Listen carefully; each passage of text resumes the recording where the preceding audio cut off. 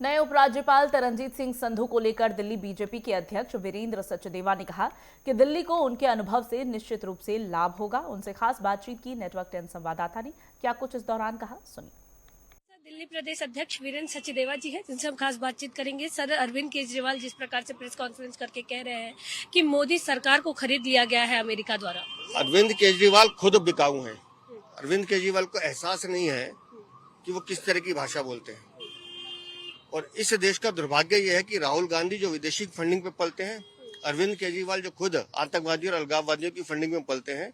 जब जब देश पे किसी भी तरह का कोई संकट आता है और पूरा देश माननीय प्रधानमंत्री के पीछे खड़े होकर उस लड़ाई को लड़ता भी है और जीतता भी है, चाहे वो कोविड का समय हो, चाहे पुलवामा अटैक का समय हो, सर्जिकल स्ट्राइक का समय हो, हर बार इन दोनों ने ऐसी ओछी टिप्पणियां की हैं जिससे देश की गरिमा को नुकसान पहुंचाने की कोशिश की गई है। और आज भी राहुल गांधी और अरविंद केजरीवाल वही कर रहे हैं जो विदेशी ताकतें इनको कहती हैं। मैं इनसे एक सवाल पूछना चाहता हूं।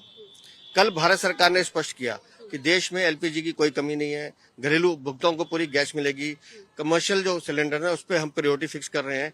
अगर देश को चलाना है तो देश को नियम के हिसाब से चलाना पड़ेगा। लेकिन अरविंद केजरीवाल जिस तरह की ओछी राजनीति कर रहे हैं और जिस तरह से व्यक्तिगत टिप्पणियां कर रहे हैं, वो ये हताशा दिखाती है इनकी कि इनको तो पैसे मिलने हैं बोलने के लिए, और व्यक्ति का विरोध करते करते ये देश का विरोध करने लगते हैं। इस बात का इनको एहसास नहीं होता। बिल्कुल सर, आज दिल्ली वालों को नए एलजी मिलने वाले हैं। किस प्रकार से उनकी कार्यशैली रहने वाली है, आज उनका शपथ ग्रहण। देखिए, नए उपराज्यपाल जी आ रहे हैं और जितना उन्हें अनुभव है, वो एम्बेसडर भी रहे हैं और फॉरेन सर्विसेज के बड़े अनुभवी अधिकारी रहे हैं, तो निस्संदेह ऐसे अनुभव का लाभ दिल्ली को मिलेगा।